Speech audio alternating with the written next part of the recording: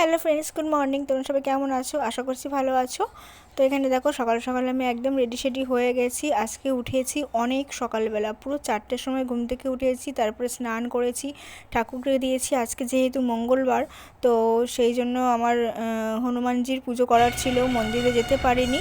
তারপরে রান্নাবান্না সেরে নিজের টিফিন নিয়ে বরের টিফিন রেডি করে ছেলের স্কুলের ব্যাগপত্র রেডি করে এখন বেরিয়ে পড়েছি ট্রেনিং নিতে। তো আজকে হচ্ছে আমাদের ট্রেনিং ছিল, একটা খুব সুন্দর ট্রেনিং। আর সেটা ট্রেনিংটা হচ্ছিল আমার বাড়ির থেকে মিনিট 40-50 মতন যেতে লাগে। এটা হচ্ছে মিলনমেলা, আইটিসি হোটেলের পেছনেই যে আছে, তো মিলনমেলা প্রাঙ্গণে, তো ওখানেই আজকে ট্রেনিংটা ছিল। তো সকাল সকাল চলে গেছি, একদম পুরো 8:55 মধ্যে আমি ওখানে পৌঁছে গেছিলাম। 9টার মধ্যে হলের মধ্যে মানে যাওয়ার কথা ছিল আর কি, 10টা থেকে ট্রেনিং স্টার্ট ছিল। তো আমি 1 ঘন্টা আগেই পৌঁছে গেছি। আর দেখো এত গরম ছিল, পুরো ঘেমে চান করে গেছি, যা সেজেগুজে গেছিলাম পুরো একদম মানে খারাপ হয়ে গেছে। তারপরে ওটাকে মুছে টুছে ফ্রেশ হয়ে আমি আবার গেছি। তো এখানে এইগুলো চালিয়ে দিয়েছিল, ফোড়াগুলো বেশ ভালো লাগছিলো। আর এই দেখো হলের মধ্যে চলে এসেছি, প্রচুর প্রচুর লোক। এসে দেখলাম পুরো সামনের পুরো সিটগুলো বুকিং হয়ে গেছে, একটাতেও জায়গা নেই। পুরো মানে সিট বুক করে রেখেছে সবাই আর কি, নিজের নিজের মানে ফ্রেন্ডসদের জন্য বা গ্রুপদের জন্য। তো আমি তো পেছন দিকে আমার স্যার ম্যামের জন্য কয়েকটা সিট রেখেছিলাম, বাট আমরা একদম সামনে থেকে বসে ট্রেনিংটা নিয়েছিলাম। তো আজকে খুব ভালো একজন মানুষ ট্রেনিং দিতে আসছে, তো প্রসাদ ভাট ওনার নাম। তো প্রথমবার আমি দেখলাম ওনাকে, আর ওনার থেকে খুব ভালো ট্রেনিং নিলাম। খুব সুন্দর ছিল, সকাল থেকে সন্ধ্যা মানে বিকেল 5টা পর্যন্ত যে কীভাবে কেটে যায় নিজেই বোঝা যায় না। মানে এইসব জায়গায় আসলে না একটা অন্যরকম দুনিয়া, এগুলো হচ্ছে অন্যরকম দুনিয়া। এখানে খালি পজিটিভ ভাইবস, আর বাইরে বেরোলেই নেগেটিভ। এখনকার দিনে তোমাকে নেগেটিভ করে দেওয়ার জন্য প্রচুর মানুষ আছে, কিন্তু পজিটিভ করার জন্য, তোমার মনোবলটাকে বাড়ানোর জন্য তুমি একজন মানুষকেও খুঁজে পাবে না তোমার চারপাশে। তো এইসব জায়গা হচ্ছে পুরো উল্টো, এখানে আসলে পুরো পজিটিভ হয়ে যাই আমি, আর সমস্ত কিছু ভুলে যাই, আর খুব দারুণ দারুণ লাগে। একসাথে সবাই মিলে ট্রেনিং নিই। এই হলের মধ্যে সেদিনকে ছিল প্রায় 7,500-এর বেশি মানুষ। কোথা থেকে এসছে, ত্রিপুরা থেকে এসছে, তারপরে কলকাতার তো ছিল, তারপরে তোমার হচ্ছে ওগুলোকে কি বেশ নামগুলো না আমি ভুলে গেছি। প্রচুর প্রচুর দূর থেকে এসছে, বহরমপুর থেকে এসছে, মুর্শিদাবাদ থেকে এসছে, মালদ্বীপ থেকে এসছে, আসাম থেকে এসছে, মানে প্রচুর জায়গা থেকে এসছে ট্রেনিং নিতে, শুধুমাত্র ট্রেনিং নিতে। কত ছোট ছোট বাচ্চাদেরকে নিয়ে এসছে ট্রেনিং নিতে। মানে একটা বাচ্চার 5-7 বছর বয়স, একটা বাচ্চার হয়তো 1-1.5 বছর বয়স, এরকম নিয়ে পুরো লাগেজ প্যাক করে বেরিয়ে পড়েছে শুধুমাত্র ট্রেনিং নেওয়ার জন্য।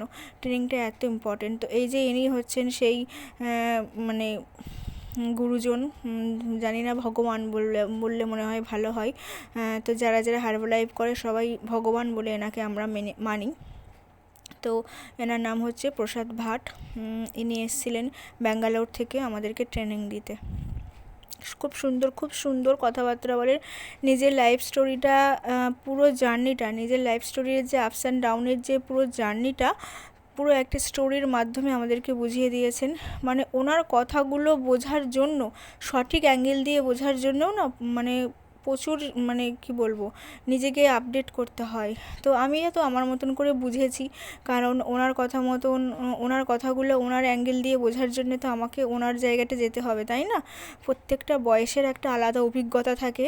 উনি আজকে কত বছর এই লাইনে রয়েছেন, প্লাস ওনার 65 বছর বয়স, 64 না 65 আই থিঙ্ক হবে বছর বয়স। তো সে প্লাস বয়সের একটা অভিজ্ঞতা রয়েছে, এতদিনকার কাজের একটা অভিজ্ঞতা রয়েছে। আর আমি তো সবে জয়েন করেছি, আর আমার অত ওনার মতন বয়সও না। তো সাধারণতভাবেই ওনার কথাগুলো আমি সেইভাবে বুঝতে পারবো না।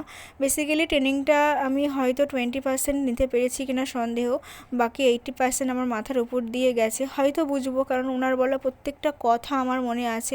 হয়তো জীবনের সেই ধাপেগুলোয় যাব, তখন হয়তো ওনার সেই একটা কথা আমার মনে পড়বে যে না, হ্যাঁ স্যারের কাছ থেকে এই কথাগুলো আমি শুনেছিলাম, এখন যেগুলো বুঝতে পারছি। তো যাই হোক, সবটাই সময়ের মানে অপেক্ষায়, সময় সব কিছু সবাইকে শিখিয়ে দেয়। তো এখানে দেখো ট্রেনিং নেওয়ার পরে তখন আমাদের ট্রেনিং নেওয়া শেষ হয়ে গেছিলো, আর এখানে আমরা কিছু রিলস বানাচ্ছিলাম, ভিডিও করছিলাম, কারণ প্রচুর ভিড় ছিল।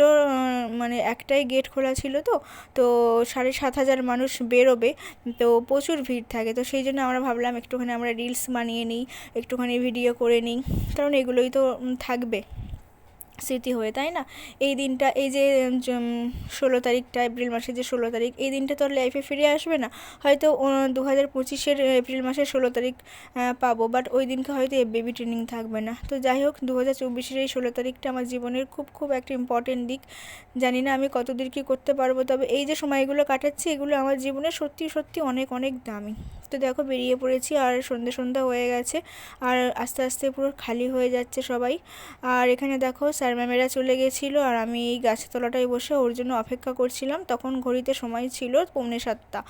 তো ওর আমাদের বাড়ি থেকে আসতে 40-45 মিনিট মতন সময় লাগে, আর কিন্তু একটু বেশি লেগেছে কারণ বিকালের দিকে প্রচণ্ড ট্রাফিক থাকে, তাই না? তো এখানে দেখো কিছু রিলসের ফটো, মানে যে রিলসগুলো ছিল আর কি, সেগুলোও তোমাদের সাথে শেয়ার করলাম। কতগুলো ফটো, আমরা তো শেষে একদম চেয়ারের ওপরে উঠে গিয়ে রিলস ভিডিও বানাচ্ছিলাম। আর সবাই ছিল, তারা সবাই অনেক ভালো ছিল, ওদের মতন আমি অতটা সুন্দর মানে রিলসে মানে কমফোর্টেবল না, নিজেকে সেই সবটুকু দিয়ে উজাড় করতে হয়তো আমি এখনও পারি না, কোথাও একটা সংকোচ বোধ কাজ করে আমার মধ্যে। তো যাই হোক, যতটুকুনি পেরেছিলাম আমি ক্লিপস নিয়েছিলাম, আর সেগুলোই তোমাদের সাথে শেয়ার করলাম। খুব সুন্দর একটা দিন কাটালাম। এখানে বেশ কিছু ফটো তুলে দিয়েছিল আমার ম্যাম আমাকে, তো ফটোগুলো খুব সুন্দর এসেছিলো। তো যাই হোক, চলো আজকের মতন ভিডিওটা এখানে শেষ করছি। দেখা হচ্ছে পরবর্তী কোনো একটা ভিডিওতে। সবাই খুব ভালো থেকো, সাবধানে থেকো, টাটা।